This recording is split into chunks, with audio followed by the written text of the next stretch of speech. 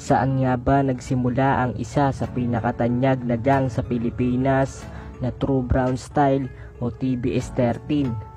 Yan ang ating tatalakayin ngayon. Pero bago ang lahat, huwag natin kalimutan na i-like, share and follow ang ating channel para lagi kang update sa mga bago nating ilalabas.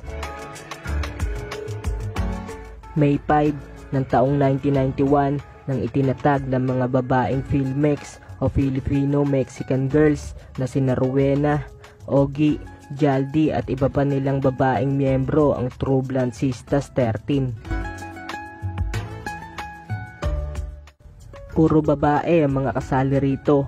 Kalaunan, lumawak at dumami ang kanilang miyembro.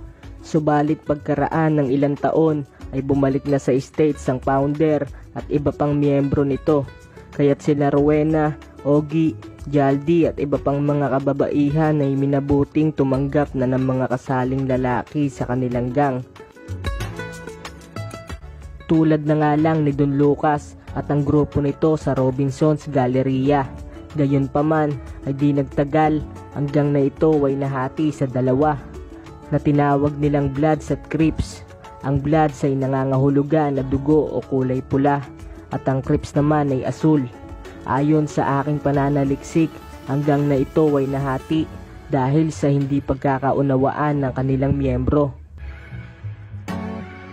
Kaya't noong 1993, naging blood side ng TBS-13 ng Galleria at sa Quad Makati naman ang Crip side na pinamumunuan ni Joseph Chua o mas kilala bilang Satan at Maynard Dorobo, nakilala rin bilang Padrino.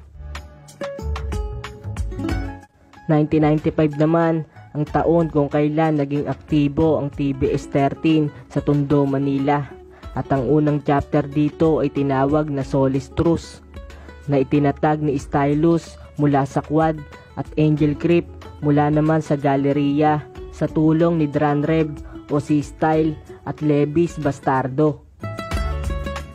At hindi lang yon, dahil sinundan pa ito ng isa pang chapter sa Blumentritt sa pamumuno ni Jasper mula sa Galleria sa tulong ni Van o mas kilala bilang Spoon na kumakatawan sa Bloodside. At noong 1996, dahil sa pagkakaroon ng mas maraming mga miyembrong lalaki kaysa sa mga babae mula sa True Brown Sisters 13 ay napalitan ng True Brown Style 13 ang pangalan ng kanilang gang. Lalong lumawak ang gang na ito, hindi lang sa buong Kamaynilaan. Kaya habang tumatagal ay mas lalo silang nakikilala, lalo na nang masangkot ang ibang mga miyembro nito sa iba't ibang uri ng krimen. At gaya ng Makabayan Rap na pinasikat ni Francis Magalona, ang gang na ito ay hinubog naman sa mga kanta na kung tawagin ay gangsta rap, kung saan ang karahasan ay hindi lang laman ng kanilang awit, ito rin ang tema ng kanilang buhay. Subalit, di gaya ng dati, sa kasalukuyan ay hindi na masyadong matunog o nababalita ang kanilang gang na nasasangkot sa mga krimen. Pero mapasa hanggang ngayon ay buo at matatag pa rin ito.